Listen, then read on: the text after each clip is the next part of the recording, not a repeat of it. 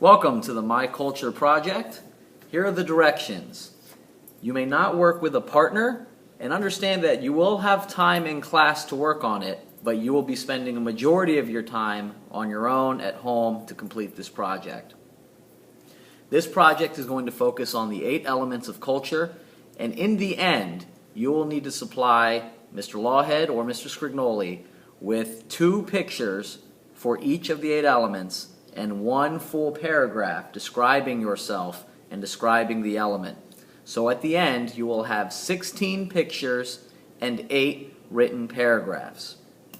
The pictures and the paragraph should represent who you are. All of the pictures should be about your own personal culture. If you can't speak Chinese, you should not put the Chinese language under your language, for example. If you are not a Baltimore Ravens fan, you should not have Ravens pictures on your poster because it does not represent your own culture. You'll notice at the bottom of the handout there is a checklist.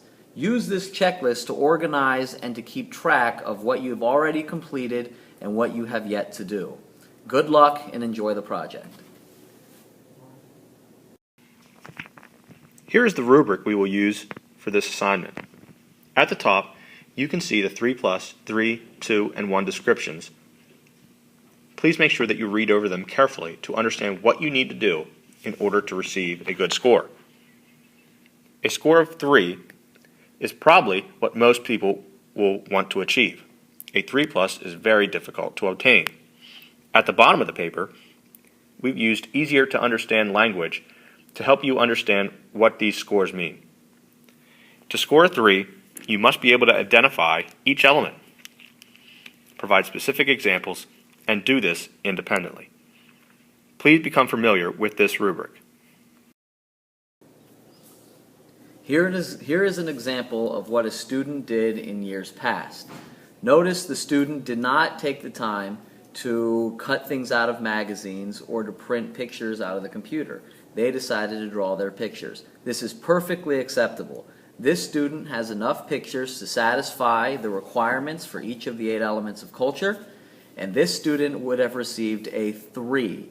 Notice there is no writing on this. This student turned their writing in separately and is not included in this example, but this student would have received a 3. This is a perfect example of how you should do your pictures. Here's another example of past student work. This student would have received a score of 2. The reason why is because the student did not follow all parts of the rubric properly. There are not enough sentences in the paragraphs, and there are not enough pictures. Also, it's difficult to tie the pictures to the particular element of culture. Notice some of the paragraphs, while they look big enough, are not long enough.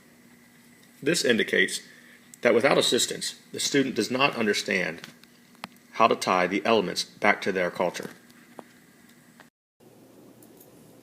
This is another example of a former student's work. This would also receive a score of a 3.